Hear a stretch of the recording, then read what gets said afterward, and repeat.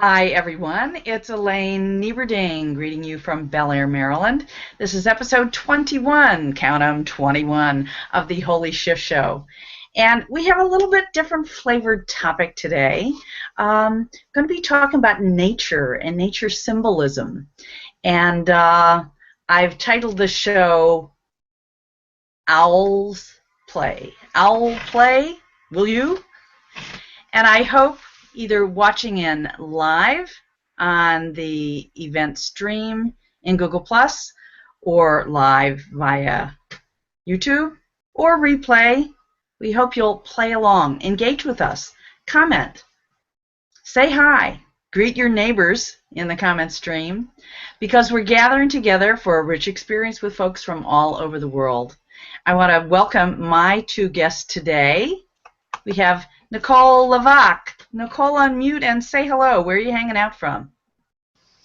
Hi, Elaine. I'm hanging out from the Ottawa suburbs of Embrun, and I'm just very happy to be here with you. I'm so glad you've joined us, especially since you just relocated a couple weeks ago into a new home. How's that gone for you? It's going well. It's a transition. That's why you'll read all about it in my tomorrow's post. Okay. And we have Heidi Hornline and Mark Davenport joining us from Umbria, Italy. Say hi. And is there a more specific name for where your place is? Well, yeah, there's a little town nearby called Otricoli, okay? And no one knows about Otricoli, but yeah, there's a little village. But they know about Narnia. Narnia is very famous, no, for a film or something. And the city which is connected with that, Narnia, is 12 kilometers from here, so it's very near. That's beautiful. And we did get to see some of Paradiso Integral, the retreat center that you live at and host people in. When Mia Voss was with you just last week, what was that like, having her there on your soil? Well, she was a little powerhouse. That's what she was. I mean, we were trotting along after her, huffing and puffing to keep up, and it was a wonderful time. Such high energy and such really. She was so open and accepting of everything she saw, you know, and it was just a delight to have a guest like that. Yeah. And you know what was so wonderful from the very first moment when she came out of the train in Oviedo, I thought I know her for ages, and that was immediately it's these hangouts. These are they really create friendship. They create connection. It's in an unexpected way, you know. It's the second time it happened to me that I see people who I knew, like you, and Nicole on the hangouts. We talk together, and then I see them in real, and it's like, you know, as if we're alive together. Bosom buddies. Bosom buddies. And so I also want to say hello to the bosom buddies. I'll call them the flockers, the Holy Shift Show flockers, which often show up and engage with us. And I can see that Marcus Dieterle is here from Germany. Hello, everybody, already.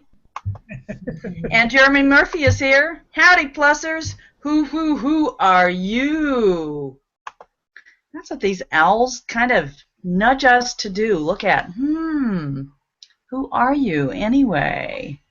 Dave Pipe is also here. Evening from Sussex. I'm ready for a hoot. Okay, we're going to give you all something to hoot about. We want you to give a hoot. Or two hoots. And Candy Javier Sakai from Tokyo is here with us. And she's a prolific photographer and is letting us know. Yeah, I've got some owl pictures from years back ago. It's in my Dropbox. So how lovely is that? So let me tell you, folks, a little bit about why I'm doing a show about owls. I have noticed among pictures that have grabbed my attention in the Google Plus stream, the the pictures of owls always grab me. They tickle my heart.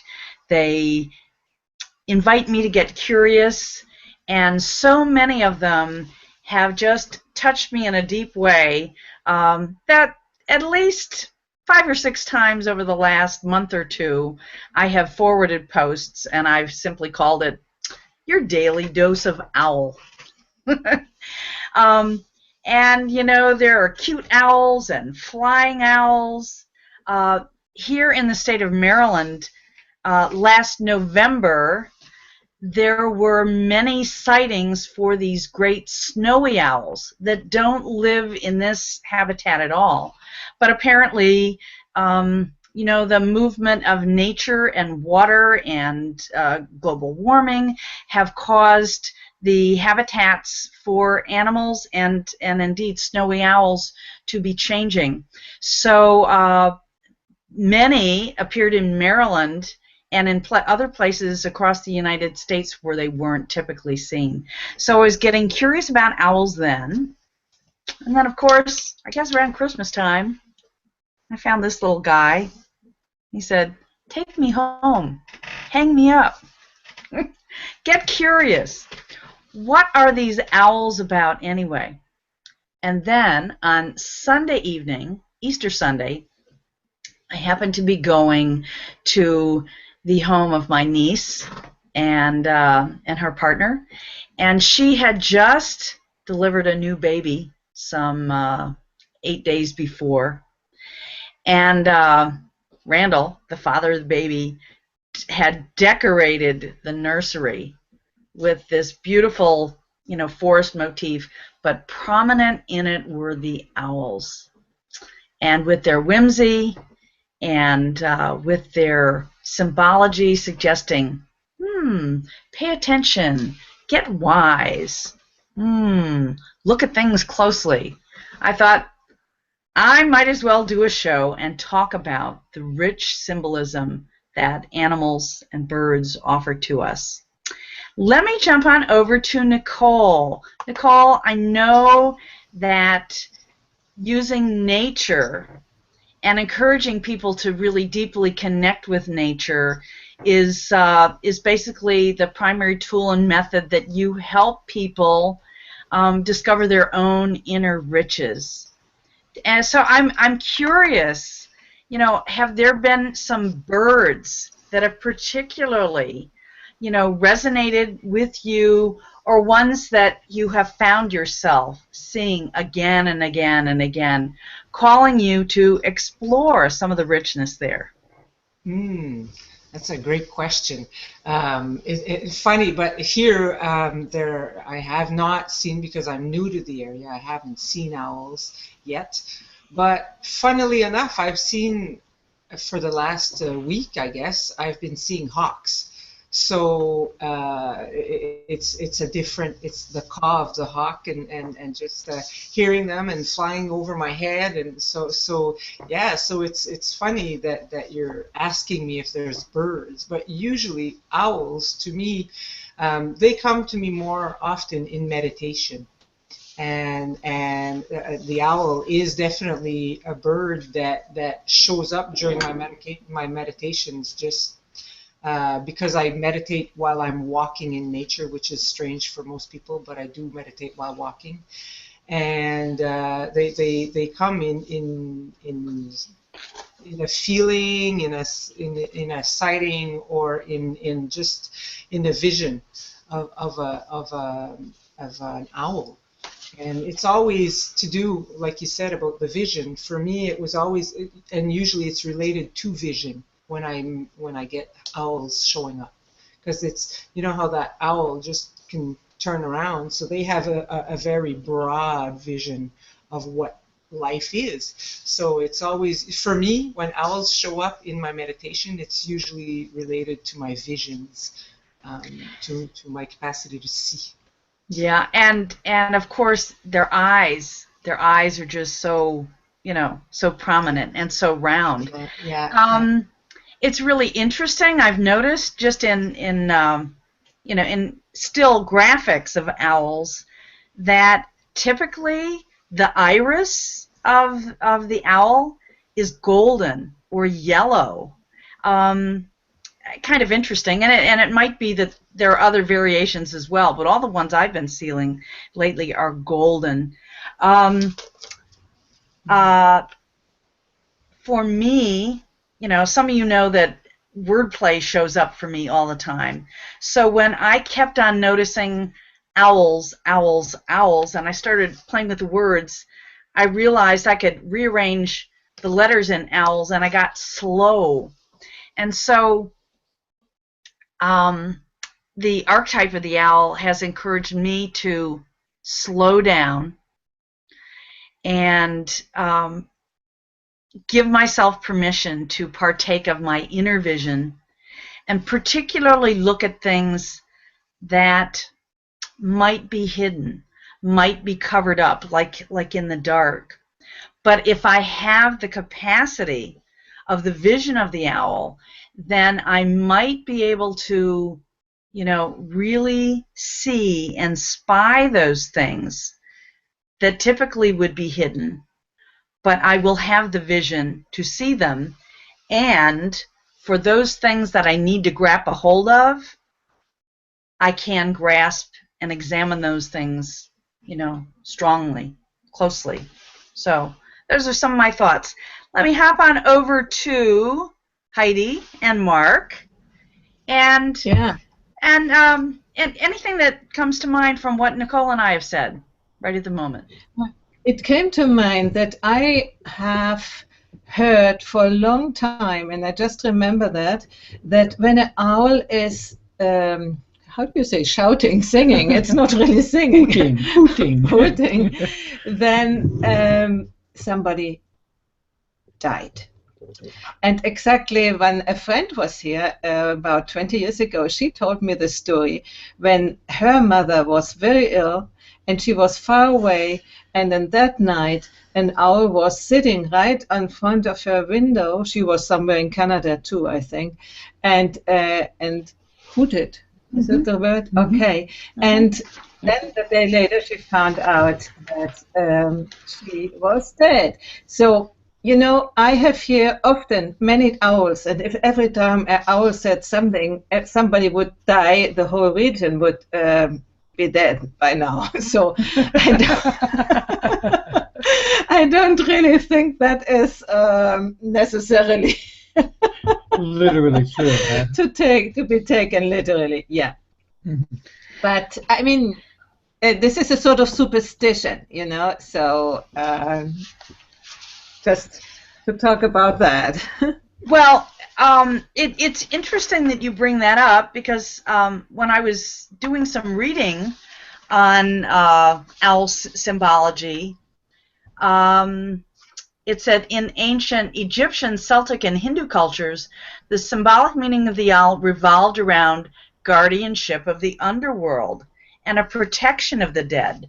So that wouldn't necessarily, be scary. That might suggest that there's a helpful function in escorting one over, or maybe to help them, gain vision in this new place of the afterlife or the underworld.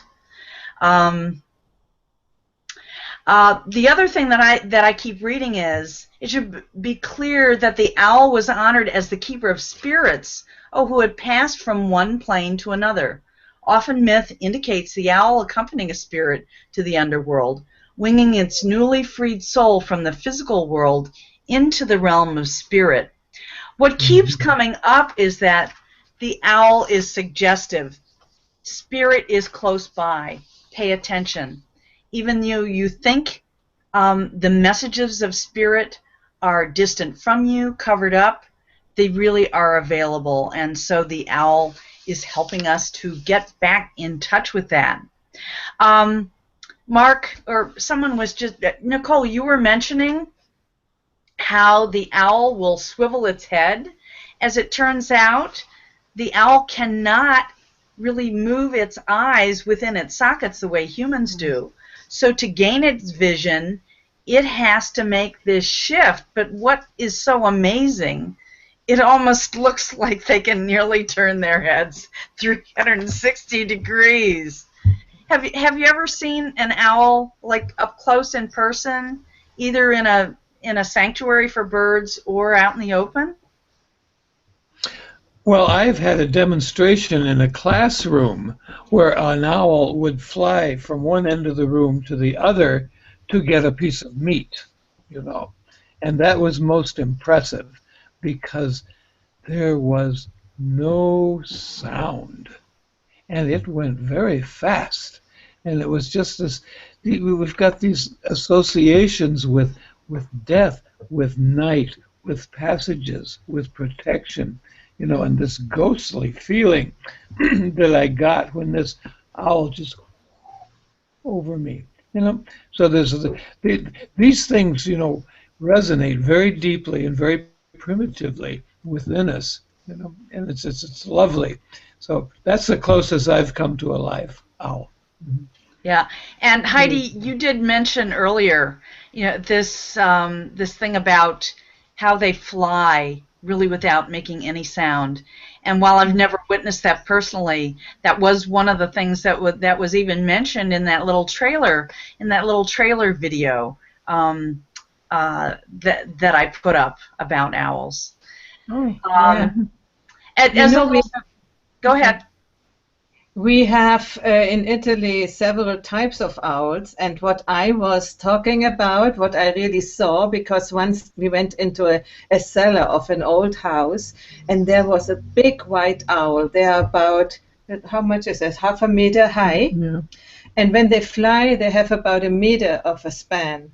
That's and so this poor owl was fearful of us coming and bringing light, switching on the light, and try to escape. And so it was amazing how it flew around and around over our heads, and we didn't hear a sound, and you didn't hear the air moved. It was just amazing to witness this. Unfortunately, the person with whom we were, she was frightened and, you know, screamed, and the poor bird then was even frightened. But for me, it was a big thing. And then often when I came home here in the evening, I could see the white owls fly. I mean, you don't see them very nearly, but from nearby. And then there are other two types of owls. They are more the brown gray ones, and bigger ones and smaller ones. And once I saw one, it was maybe about this size. How much is it? 30 centimeters, yeah. Mm-hmm. And it was sitting right on the top of a telephone wire. Not wire, on the pole, yeah. Mm-hmm. And it was almost dark, but I could still see it, and it was very nice. Normally, you don't see them unless you go in a zoo where night and day is inverted, you know. So it's very nice. So I want to reconnect with some of the people once again out in our comment stream. Candy Javier Sakai says, "I am those who was a bird lover." Yeah, yeah. I probably. I really connect myself more with birds than I do with animals. I love birds. Also, we have people in comment stream greeting each other. Candy, Marcus, Dave. Ron Schneeberger is also here. Right, Ron, hailing from Jupiter, Florida. And then Marcus Dieterle has put some resources in here for us. It's fascinating how much owls are physically able to stay focused on a goal. Maybe this is really, really their cue. Marcus, thank you very much. I'm going to have to watch this and ask for my owl guidance for developing focus, because it often seems like that's something that I struggle with a lot. So thank you so much for that. And then Marcus also said, wow, Candy Javier Sakai, is this a hummingbird? So maybe she's posted some pictures here, which I haven't myself seen. And thank you, Jeremy Murphy. Birds of a feather flock together. Owlish wisdom. Let's all. unpin Jeremy and say, "Hooray! Hooray for Jeremy Murphy!" That one was really stellar. I really like that.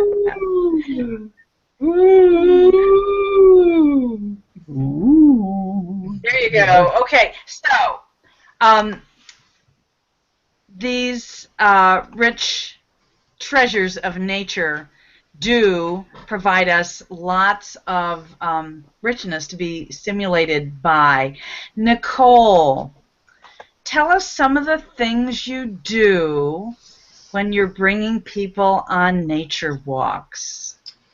Well, basically, I help them connect to themselves through the elements in nature. Whether and depending on where we're walking, if we're physically together, I can help them as we're walking in the forest to connect with whatever is happening, to connect to themselves. Because oftentimes when we're walking in nature, there's a part of us that we connect to within ourselves, and if we get the pure pleasure of seeing an owl, you can connect with that part of yourself and go through the spectrum of what is being revealed of yourself while connecting with yourself in nature. So it's an experiment, it's an experiential connection to yourself, and it allows to discover many, many parts of ourselves and to really unlock what's being kept inside. Sometimes we hide behind a lot of walls and a lot of different things that don't allow us to reveal who we truly are to ourselves and to others. So that's kind of where when in nature, that's where it's so easy to connect to ourselves, and people have forgotten that we are one with nature, and we are a part of nature, and it's basically connecting to ourselves. So Nicole, when you do that, because we have all these different senses to utilize, mm-hmm. you know, our touch, our eyesight, our sound, what we hear, our sound, and also our sense of placement, like our kinesthetic sense, either how we're moving through a space or how we're experiencing our body, our physicality, our groundedness within a space. So that's all that all comes into play at one point, because it's a learning thing. It's like this is that's the book that I'm working on, is when you're walking in nature, every time you go back, it helps you to connect with some place deeper within yourself. So the aspect of our balance, of our connection to ourselves, and nature, when you're walking in it, it's not an even ground. Most of us are used to walking on these very city sidewalks and very concrete, but when you're walking in nature, there's all these elevations, there's all these roots on the ground, there's all these rocks to jump over, there's all kinds of different things that you come across that are very, very synonymous. I don't know, because my brain sometimes has a hard time connecting the French words and the English words to what I'm trying to say, but they're very similar to what's going on in our lives, because our life is not like this. It's not a flat grounds to walk on. So that's what's so great about connecting to yourself with nature, because oftentimes it looks like our lives. Yeah. So Mark and Heidi, now, Heidi, you've been in Italy for some 30 years, but this space out in nature that you're at in Orvieto in Umbria, when did you actually move there, and was it from a more urban setting to a more natural setting? What was that transition like for you? Let's first talk Mark. He is burning to respond because she's been here forever, but I've only been here for 3 years, and my past has been very largely urban, sidewalks, flat things. Walk, walk, walk. Don't have to even look down. And so coming to the hills of Umbria, where everything is on a grade. We have so many stairs around our house, for all the different areas that we have to get to. There's nothing flat. There's nothing cosmeticized about the nature here. It's just rough. Yeah, and when the wild pigs came and have dug up the ground, Yeah, I'm out there trying to kill the weeds, and I'm falling into these holes that the pigs made. So I want, there's this other aspect of nature too. You're talking about getting in touch with parts of oneself, and I really, in the course of getting adjusted to this, I got in touch with how much I missed civilization for all the easy buttons that we had, and with such a different life here, if things broke, you just had to figure out how to fix it because there's no store to go to buy, whatever it is you need. I wouldn't even know where to go to find these things. I do. But we don't go anyway. We still do things provisionally, shall we say. Yeah, all kinds of make-do arrangements. And this, it's been a slow process to get in touch with a kind of intelligence that I hadn't had to use back home. Yeah. In civilization, to survive out here and to do things and make things that'll just simply work for what's needed right now. And so it's been I have a question for you, Mark, and that question is, in the time that you've been in Italy and in this rural setting, if you could allow to come to mind, is there one plant or place or animal or bird which has kind of stood out for you as something that you've noticed that keeps calling my attention? Well, just a few days ago, the swallows came back to rest under our eaves, and they have been a source of real delight each summer, each spring and summer, I should say. And if we opened the door here, we would see them. It's dark now, but they are really about not even 10 meters from here. They have the nest under an open space, and it's really so lovely when... I don't want to go into Go on. She talks a lot. But anyway, the swallows are so wonderful because they just chatter, chatter, chatter, chatter, chatter. They have little congresses of the whole tribe, and they sit on a telephone wire and decide who's going to get which property this year, and who's going to be with who, and blah, blah, blah. You can just hear them go back and forth. And you get to witness the relationships. Yes, exactly. Yeah. Wonderful. And I want to interrupt you because there are so many more comments coming up on the comment stream and folks arriving. So Robin Holland is here. She finally came back. She said, "Hi, Dave Pipe, Ron Snaberger, Marcus Dieterle." And Marcus has been writing up a storm here. He says, "I think it's also interesting to remember that owls were associated with wisdom in the culture of Old Greece, and also in Great Britain, where when I visited Bath, England, and there were the the honoring of water and the nature spirits that were honored in Celtic traditions. You would often see Minerva and her owl. And the little souvenir that I brought back from that trip was my little owl. I couldn't find it. I wanted to take a picture of my cute little Minerva owl. But as it turns out, that owl, the owl of Athena or the owl of Minerva, is a rich symbol for the city of Athens. And it has been, in antiquity, it was even on coins. Yeah. Let's see what else. It's also associated, Elaine, with the native as well. They use the owl as a wisdom symbol. Okay.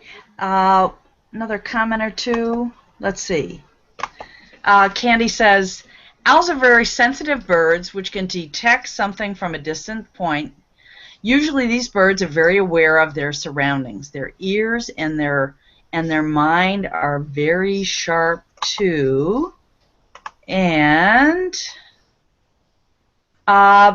Jim Sharp was mentioning he was glad that I put the link in the comment stream about links to the Owls community that's here on Google Plus, and that is the place that I have found, all these wonderful, rich pictures.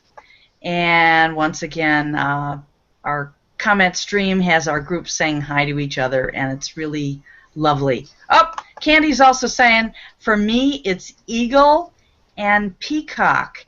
And so, indeed, I will ask the other people out in the comment stream, are there particular birds or animals which have shown up again and again symbolically to you or keep grabbing your attention and you've explored their meanings? I guess I'd like to ask both Nicole and Heidi and Mark whether you've ever come across the work of Ted Andrews.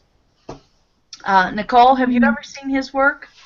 No, it doesn't ring a bell. He has a couple different books. One is called Animal Speak, and the other one is called, let's see, Messenger Birds from the Spirit World. And that was one of the references that I got for some of the information about owls. And this one really sounds the most compelling for me. The owl is the silent guide, teaching us to trust our instincts and silent impressions, especially in regards to spirit communication. Its appearance now is alerting you to much spirit activity around you. Heidi, are you a night owl? No, not really. I like to listen. No, she's not. When the bedroom, and I always sleep with open windows, I hear all the animals. Nightingales, they are not yet up, but they will come soon. And whatever, the turtle doves. Oh, yes. They're here. And the cuckoo, I've heard the first cuckoo. And as Mark said, the swallows, when they...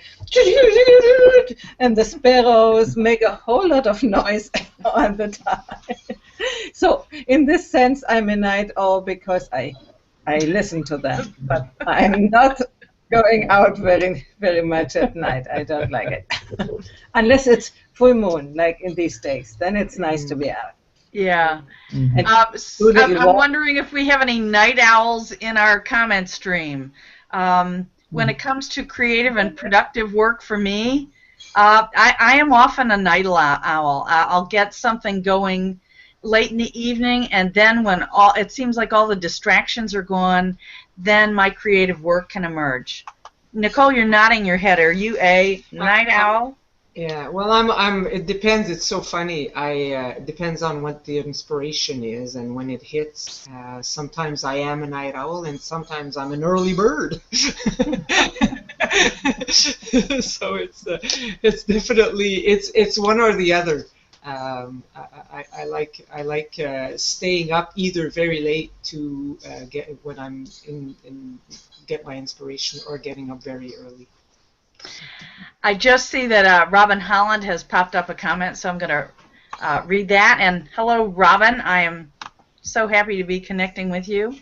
We had some screech owls on our eaves for a short period of time. 3 of them were perched there during a remodel we were doing. One came down to eye level and sat on a branch watching us barbecue. Looking out of the window of our front door and having 3 owls looking right back at us was eerie. And they did make a big mess on our porch. You know what? Also in that Owls trailer, All About Owls that was on there, they depicted how owls will like devour some of their prey whole, like swallowing a whole mouse, and then the prey ends up, in the digestive tract where it gets dissolved, and then they kind of cough up the bones and stuff and then leave it. So it doesn't all come out the other end. It comes out both ways. That was something. But another thing that I love about owls are especially all these little baby owls that you'll see depicted on YouTube, and they look entirely petable. Maybe I'll have to get a owl as a pet. I wonder if people really have them as pets. Anybody know anything about that?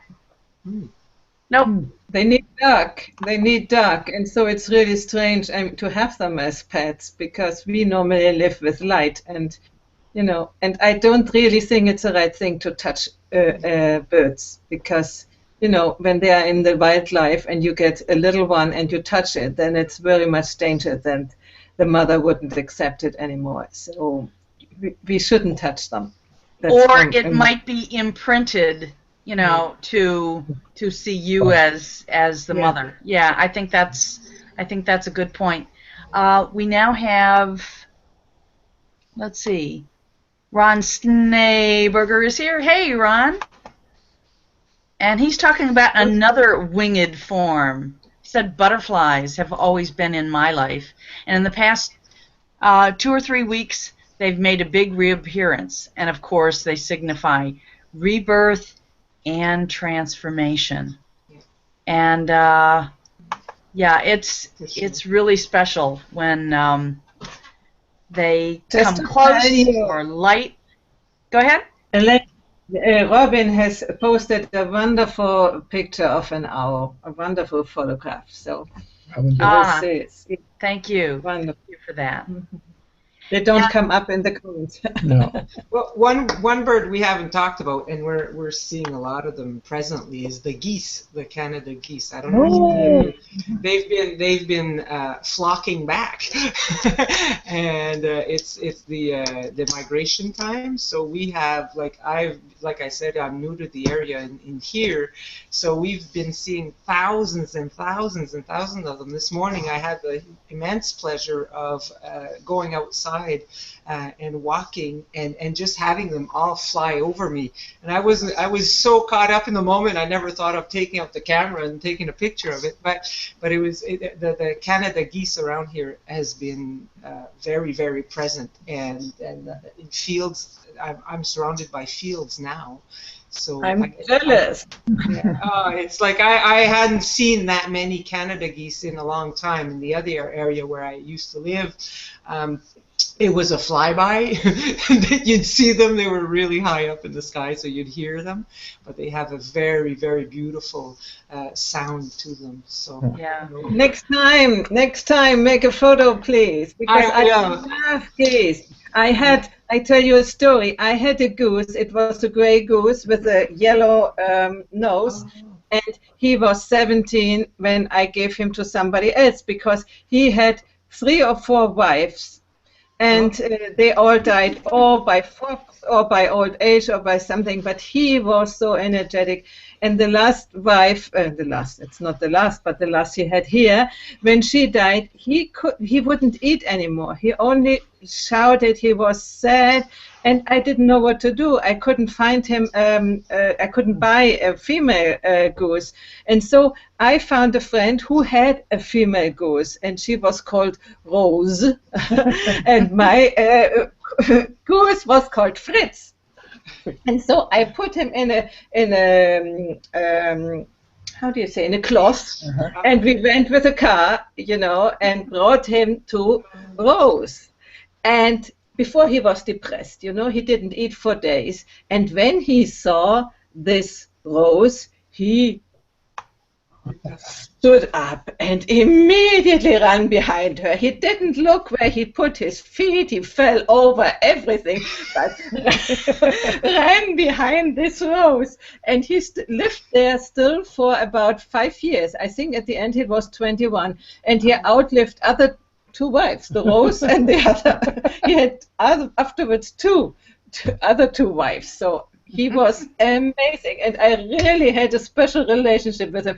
And I would so love to see your photos. I'll try. I'll definitely try to get. They're all around, so I'll try to even get them in video for you and put that up. Good. Thank you. And I have an interesting story. In January, my husband and I took a trip to the eastern shore of Maryland, and en route from where we live, which is, along an urban corridor out toward the ocean, there is this thing called the Chesapeake Flyway, and it is an area for the migration and landing of geese.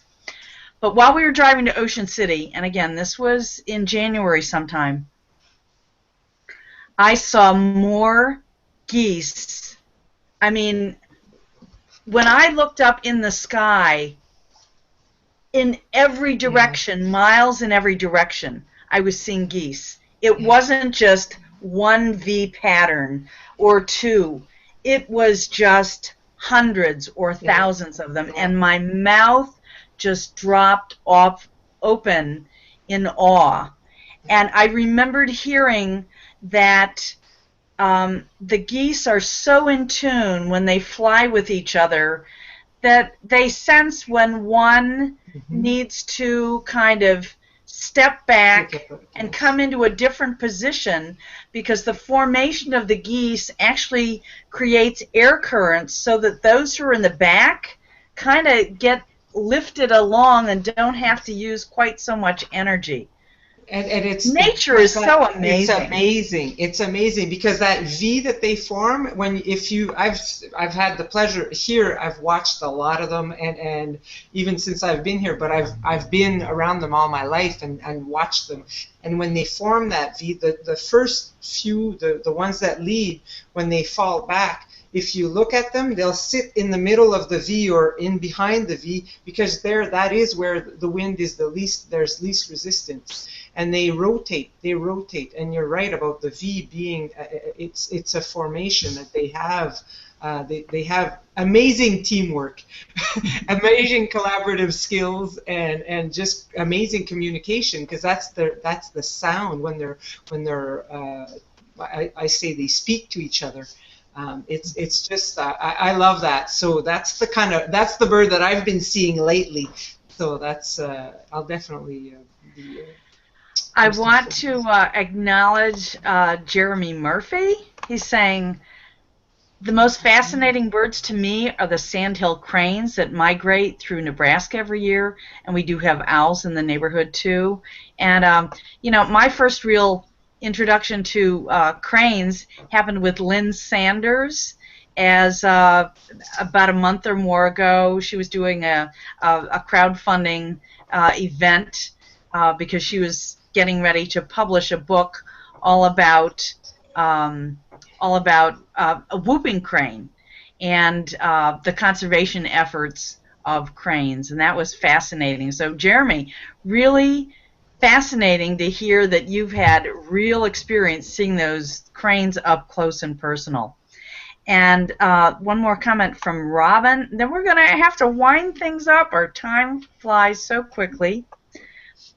Robin says, in all honesty, we opened a huge invitation to the owls because in our vintage home there was a population of rodents living between the first and the second floors, which we had opened up to restructure.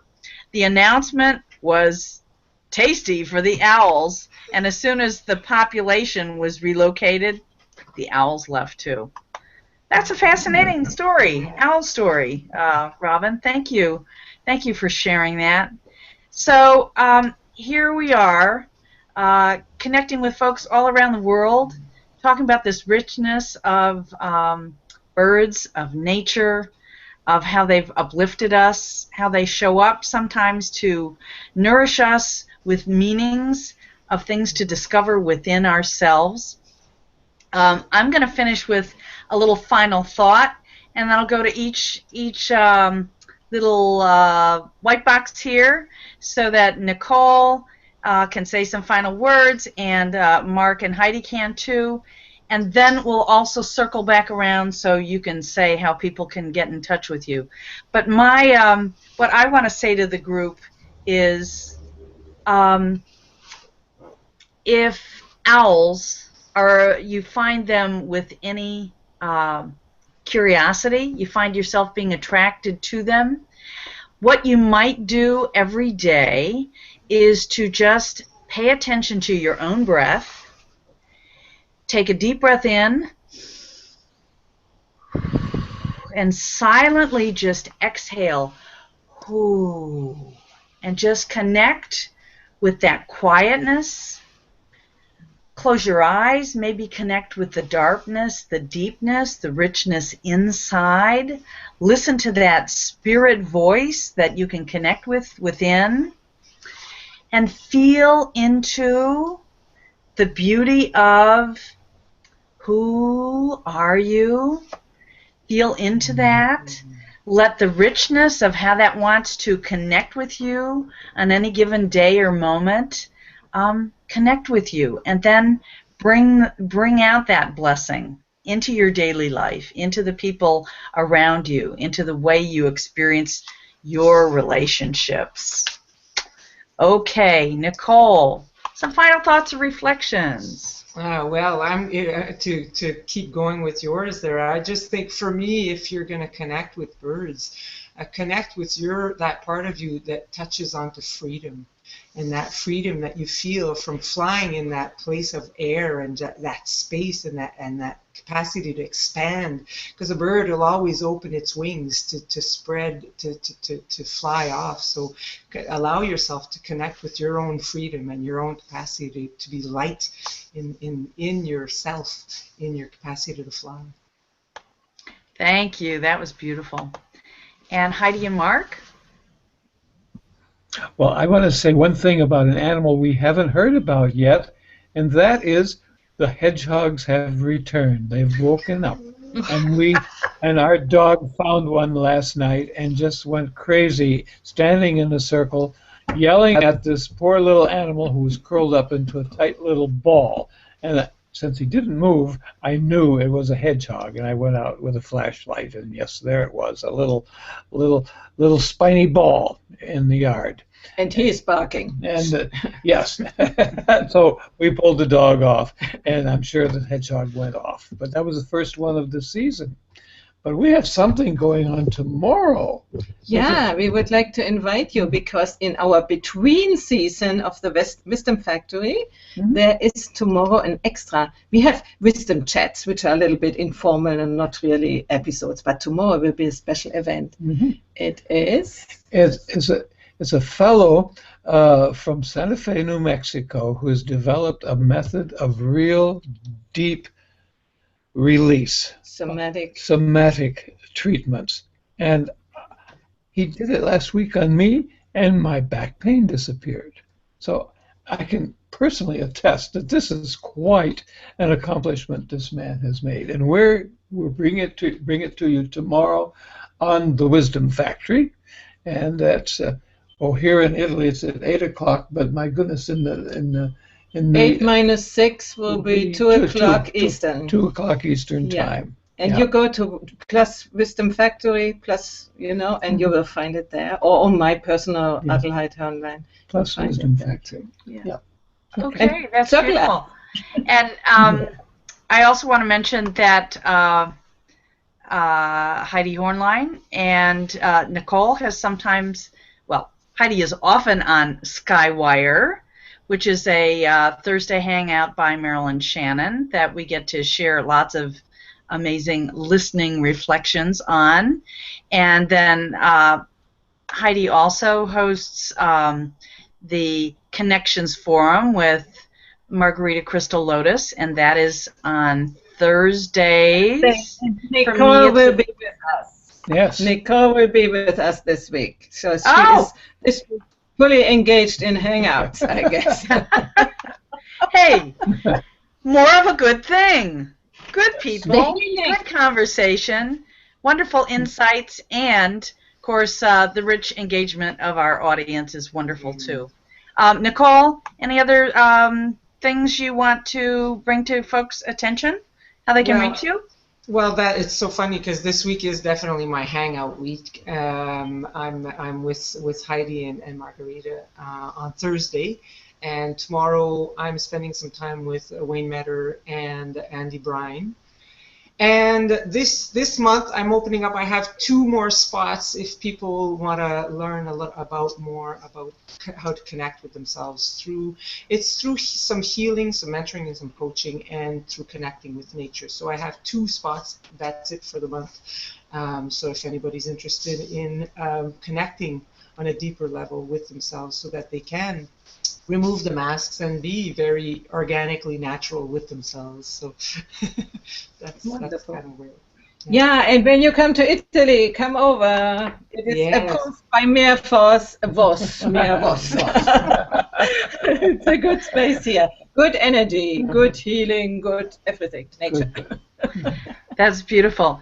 And so in just a moment, I'm going to be putting up a link so that any of the viewers who are with us today can come into our locker room. Remember, see that F in shift? It's for F words and flock, and we want to grow our flock. So if you've been enjoying our show, tell us in the comment stream. Invite other people when you get your invitations, or reshare them. You know, it doesn't hurt to ask. We'd like our flock to grow, especially if you're having fun. And speaking of fun, a couple weeks from now will be the first Sunday of May, which is World Laughter Day. Yes, World Laughter Day. And I'm effing figuring out what I'm going to be doing for World Laughter Day this year, but no doubt we're going to have a few laughter hangouts. And for those of you who have been following along, watching with some of our laughter programs, you will have opportunities to either be on shows or watch along. So if you're at all interested, raise your hand, let me know, because we're going to get a G+ contingent of laughers laughing loud, heartily, and for health, wellness, happiness, and healing on World Laughter Day. And with that, I'm going to sign on off. Do hang around. I am immediately going to go put this link for the Flocker Room into the comment stream so that folks can join us. Hope some of you come by. And we'll see you again soon. Thanks, everybody, for tuning in to the Holy Shift Show. I'll love you. I'll love you all. Oh.